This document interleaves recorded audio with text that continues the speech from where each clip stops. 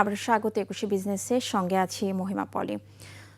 দর্শক, একুশে বিজনেসের এই অংশটি দেখবেন আলোক হেলথ কেয়ার অ্যান্ড হাসপাতালের সৌজন্যে, powered by national agri care group. আপনাকে স্বাগত আমাদের আজকের অনুষ্ঠানে। ওয়ালাইকুম আসসালাম।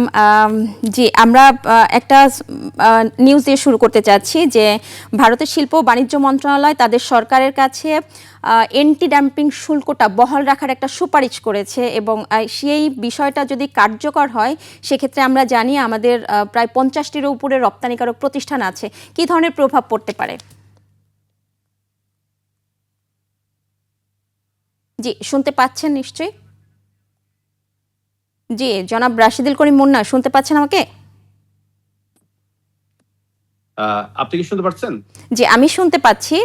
জি, আমরা দেখেছি গত প্রায় 10 বছরের মতো ভারত হচ্ছে পাট পণ্যের উপর অ্যান্টি ডাম্পিং দিয়ে রেখেছে এবং মাঝে তত্ত্বাবধায়ক সরকারের আমলে আরেকটা সার্কুলার দিয়েছিল যাতে সরাসরি বেনাপোল হয়ে কোনো পণ্য না যায়।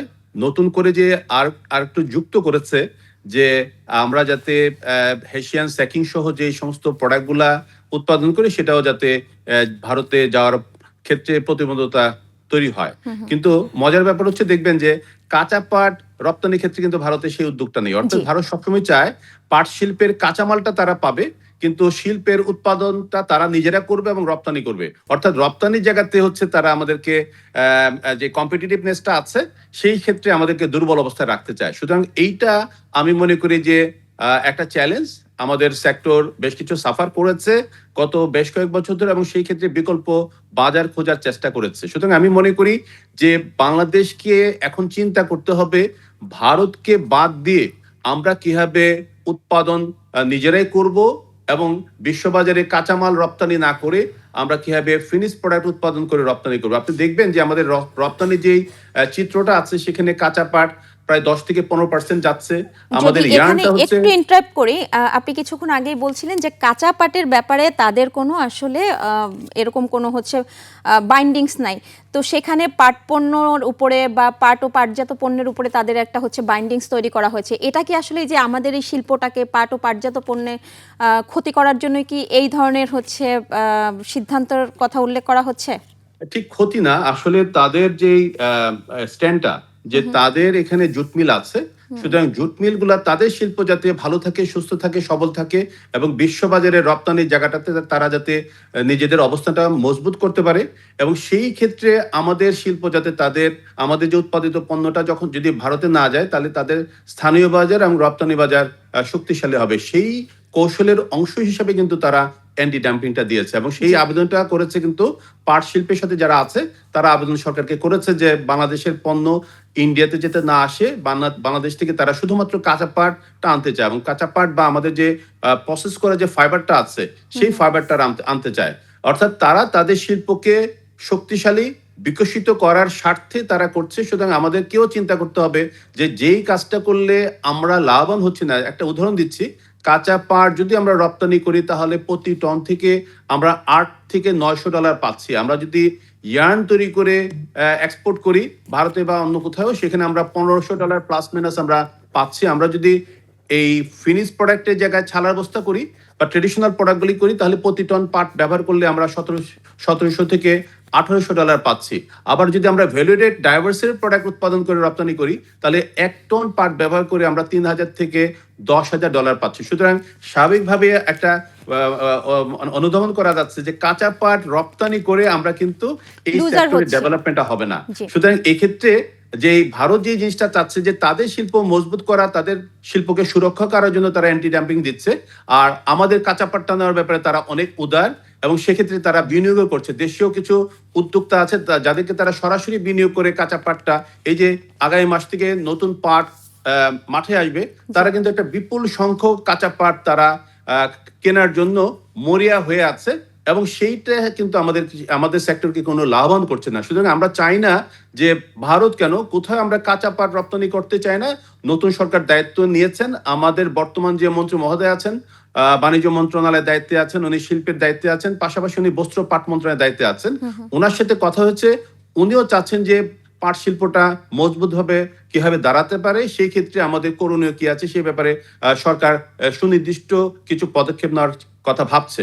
অফিসিয়ালি হয়তো নেগেটিভ স্ট্যান্ড নেওয়া যাবে না, কিন্তু আমরা উদ্যোক্তাদের সাইড থেকে চাই কোনোভাবেই বাংলাদেশ থেকে কাঁচা পাট ইন্ডিয়া কেন কোথাও যাতে রপ্তানি না হয়। আমরা কিভাবে নিজেরাই আমাদের আধুনিক পাটকল স্থাপন করা এবং বিশ্ববাজারে যে বর্তমান চাহিদাটা আছে সেই চাহিদা অনুযায়ী পাটকে ব্যবহার করে পণ্য কিভাবে উৎপাদন করব এবং রপ্তানি করব, তাহলে দেখা যাবে যে আপনি বলছিলেন যে এটা আসলে এই যে মন্ত্রণালয়ের সাথে আছে আপনাদের আলোচনা হয়েছে কাঁচা পাট রপ্তানির ক্ষেত্রে হচ্ছে একটা বাইন্ডিংস তৈরি করা বা সেই জায়গাটাতে বৈচিত্র্যকরণ পাট পণ্য তৈরিকরণ এবং আলাদা একটা চিন্তা করা হয়েছে, সেটা চিন্তাটা আসলে কি ধরনের যদি একটু জানতে চাই।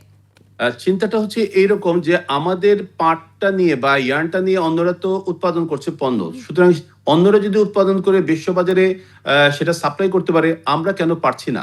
যেটা খুব ইম্পর্টেন্ট, আমাদের যে জুট মিলগুলো আছে এটা 50 থেকে 60 বছর পুরনো জুট মিল, এবং এই মিলগুলো শুধুমাত্র ছালার বস্তা টাইপের ট্রেডিশনাল প্রোডাক্টগুলি তৈরি করতে পারে। সুতরাং এই মিলগুলো দিয়ে কিন্তু বিশ্ববাজারে যে চাহিদা আছে সেই ধরনের চাহিদা সম্পন্ন পণ্য তৈরি করা কোনোভাবেই সম্ভব না।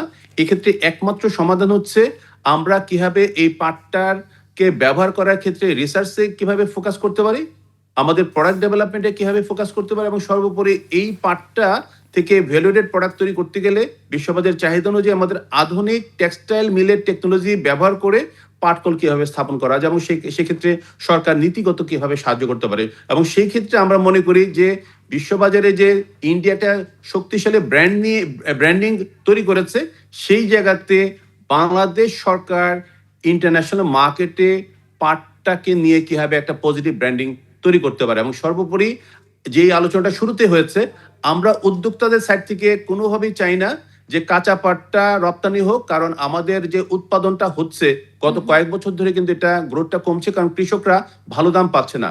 ভালো দামটা কেন পাচ্ছে না? কারণটা হচ্ছে আমরা এটা বেসিক প্রোডাক্ট হিসেবে যখন রপ্তানি করছি, এই অন্য উদ্যোক্তারা কিন্তু ভালো লাভ করতে পারছে না। কিন্তু এই যেটা একটু ডেফিনেশন দিলাম যে আমরা যদি কাঁচা পাটটা ব্যবহার করে কনজিউমার প্রোডাক্ট উৎপাদন করে যদি রপ্তানি করি, তখন কিন্তু কৃষককেও একটু বেশি দাম দিলে আমাদের চ্যালেঞ্জটা আসবে না, এবং সর্বোপরি যেটা দরকার এই শিল্পটাও বেঁচে যাবে, এটা আরেকটা বড় বিষয়। জি, এবং সবচেয়ে বড় কথা হচ্ছে যে আজকে থেকে 30 বছর আগে যে 1 বিঘা জমিতে যে পরিমাণ ধান হতো, এখন কিন্তু সেটা প্রায় 3 গুণ হচ্ছে। এটা জেনোম সিকোয়েন্সি বা জেনোম ইঞ্জিনিয়ারিং এর বদৌলতে হয়েছে। সুতরাং সরকারকে চিন্তা করতে হবে যে আমাদের পাট শিল্পের উন্নয়নের জন্য, কৃষকের উন্নয়নের জন্য একই পরিমাণ জায়গাতে কিভাবে উন্নত মানের বীজ উৎপাদনের সক্ষমতা, স্বয়ংসম্পূর্ণতা বাংলাদেশ সৃষ্টি করতে পারে, এবং সেই জায়গাতে একই পরিমাণ জমিতে যখন 3 গুণ পাট পাবে, কৃষক কিন্তু লাভবান হবে, এবং সে হচ্ছে তখন এই সেক্টরে আবার এগিয়ে আসবে। তারা কিন্তু আস্তে আস্তে করে যাচ্ছে। আমি শুরুতে একটা কথা বলছিলাম যে এই মুহূর্তে আমরা যেটা জানি প্রায় 55টির মতো হচ্ছে রপ্তানিকারক প্রতিষ্ঠান রয়েছে, এবং আমাদের সবচেয়ে বেশি রপ্তানি কিন্তু ভারতেই হয়। তো সেই জায়গাতে এই যে 50টির উপরে যে রপ্তানিকারক প্রতিষ্ঠান রয়েছে, তাদের উপরে ইনিশিয়াল স্টেজে কি ধরনের প্রভাব পড়তে পারে বা তাদের আসলে এই মুহূর্তে কি করা উচিত? এটা আসলে আমরা দেখেছি যখন ভারত প্রায় 10 বছর আগে অ্যান্টি ডাম্পিং ঘোষণা করেছে, এই নেগেটিভ ইফেক্ট কিন্তু ইতিমধ্যে বাংলাদেশে পড়েছে, এবং এই মিলগুলা গ্রাজুয়ালি চেষ্টা করছে অন্য মার্কেটে মুভ করতে, এবং সেটা করা হচ্ছে। আমি বলবো যে সরকারকে যে আমাদের যে সমস্ত দেশগুলোতে আমরা এক্সপোর্ট করছি, এই এক্সপোর্ট করার ক্ষেত্রে অন্যান্য দেশগুলোতে কিছু ট্যাক্স ব্যারিয়ার আছে। আপনারা জানেন যে আমরা জিএসপি ফ্যাসিলিটি পাই সুনির্দিষ্ট কিছু দেশের কাছ থেকে, অন্যান্য দেশে ট্যাক্স কিন্তু অনেক বেশি।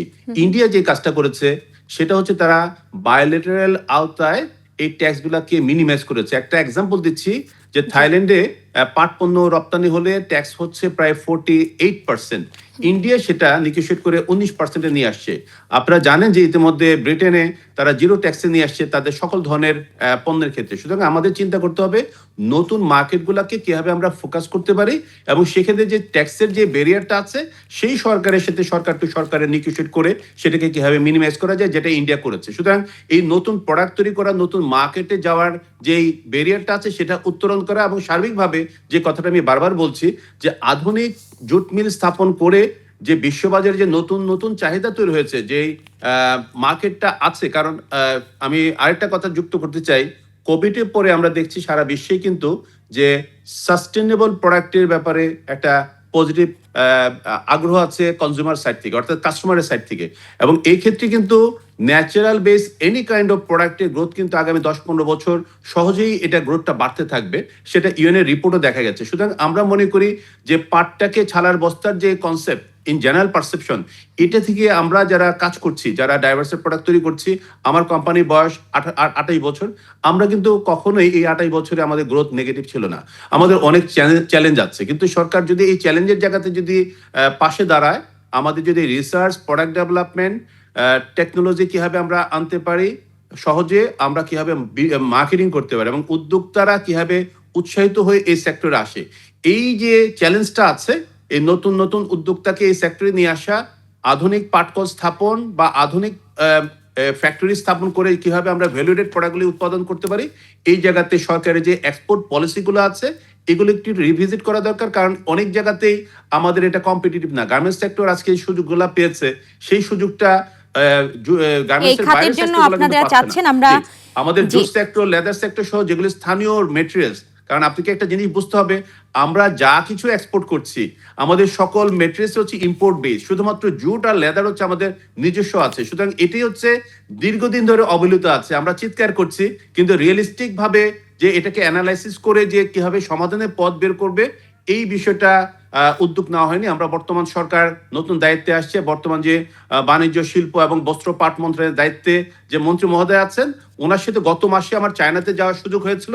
উনি এই ডিটেল আইডেন্টিফাই করার চেষ্টা করেছেন যে এখানে রিয়েল চ্যালেঞ্জগুলো কি, কেন আমাদের জুট সেক্টর এগোতে পারছে না, এখানে কেন রিসার্চ দরকার, কেন প্রোডাক্ট ডেভেলপমেন্ট দরকার, কেন আধুনিক টেকনোলজি বেস জুট মিল স্থাপন করা দরকার। এই বিষয়টা উনি সরজমিনে 3 দিন থেকে দেখে আসছেন। উনিও চাচ্ছেন জুট সেক্টরকে অন্য একটা ভিশনে নিয়ে যেতে। সুতরাং আমি মনে করি এটা একটা চমৎকার সুযোগ যে আমাদের একজন ভালো মন্ত্রী মহোদয় পেয়েছি। উনি শুধুমাত্র মুখে না বলে এটা রিয়েলিস্টিক যে চ্যালেঞ্জগুলো আছে সেটাকে দেখার জন্য, বোঝার জন্য উনি চায়নাতে গেছেন। আমি ওনার সাথে যাওয়ার সুযোগ পেয়েছিলাম। আমি ওনার প্রতি আস্থা রাখতে চাই যে আমাদের এখানে কাঁচামাল রপ্তানি করে যেহেতু এই সেক্টর আগাতে পারবে না, আধুনিক জুট মিলের মাধ্যমে এটা একমাত্র সমাধান। জি, আমরা এই বিষয়ে আরো আলোচনায় ফিরবো, জায়গাতে পলিসি সাপোর্টগুলো আমরা এক্সপেক্ট করছি। জি, আরো আলোচনায় ফিরবো, তার আগে একটু বিরতি নিয়ে আসছি। দর্শক, এ পর্যায়ে নিচ্ছে একটা বিরতি, ফিরবো একটু পরেই, ততক্ষণ সঙ্গেই থাকুন।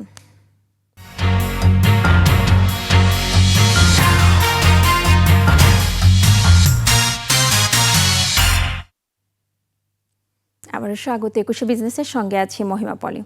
দর্শক, বিরতির আগে পাট ও পাটজাত পণ্যের রপ্তানি পরিস্থিতি নিয়ে কথা বলছিলাম বাংলাদেশ বহুমুখী পাট পণ্য উৎপাদক ও রপ্তানিকারক সমিতির সভাপতি রাশেদুল করিম মুন্নার সঙ্গে। প্রিয় দর্শক, 21 বিজনেসের এই অংশটি দেখছেন আলোক হেলথ কেয়ার অ্যান্ড হাসপাতালের সৌজন্যে। আমরা আবারও তার সঙ্গে আলোচনায় ফিরছি। জি, একটা বিষয় যদি এখানে আরেকবার উল্লেখ করি যে আসলে আমরা যেটা জানি যে ভারত হচ্ছে এই মুহূর্তে পাট উৎপাদনের শীর্ষে। তো সেইখানে ওরা যে এই যে এন্টি ডাম্পিং শুল্ক, বা আপনি কিছুক্ষণ আগেই কিন্তু বলছিলেন যে ওদের কাঁচা পাট আমদানিতে কোনো হচ্ছে অনীহা নেই বা সেখানে কোনো বাইন্ডিংস নেই, ওদের শুধু হচ্ছে পাট ও পাটজাত পণ্যের বাইন্ডিংস তৈরি করছে ওরা। তো সেক্ষেত্রে ওরা কি আসলে আমাদের এই সেক্টরটাকে হচ্ছে ধ্বংস করার জন্য, বা আমরা যেন ওদের প্রতিযোগী হয়ে না উঠি, সেই কারণেই কি ওদের আসলে এই ধরনের প্রসেস নেওয়া হচ্ছে, এই ধরনের প্রপোজাল বা এই ধরনের উদ্যোগ নেওয়া হচ্ছে কিনা? জি, আপনার সাথে আমি পুরোপুরি একমত যে আমরা যাতে কোনোভাবে ভারতের প্রতিযোগী না হতে পারি তার জন্য এই উদ্যোগগুলো নেওয়া হচ্ছে। সুতরাং আমরা উদ্যোক্তাদের সাইড থেকে মনে করি যে যেহেতু তারা আমাদের ফিনিশ প্রোডাক্ট ইম্পোর্ট করতে চাচ্ছে না, ব্যারিয়ার দিয়েছে, শুধুমাত্র কাঁচা পাটটা রপ্তানি করার ব্যাপারে, আমদানি করার ক্ষেত্রে তাদের আগ্রহ, সেক্ষেত্রে আমাদের সরকারের কাছে দাবি থাকছে যে আমাদের ফিনিশ প্রোডাক্ট আমদানির যে ব্যারিয়ার তারা তৈরি করছে সেটা উড্র না হওয়া পর্যন্ত আমাদের সরকারের জায়গা থেকে যাতে কোনোভাবে কাঁচা পাট রপ্তানি অনুমতি না দেওয়া হয়। কারণ আমরা এই কাঁচা পাট রপ্তানি হওয়ার কারণে কিন্তু ইন্ডাস্ট্রিতে যারা আছে তারা কিন্তু সাফার করছে বা সাফার করছি। সুতরাং এই জায়গাটা থেকে মাথায় রেখে আমাদেরকে সরকারের কাছে অনুরোধ থাকবে এই ব্যাপারে নিশ্চিত করা। দ্বিতীয়ত হচ্ছে আমাদেরকে সিরিয়াসলি চিন্তা করতে হবে যে আমাদের বর্তমান যে কাঠামো আছে ইন্ডাস্ট্রির, এই কাঠামো দিয়ে কিন্তু জুট সেক্টরকে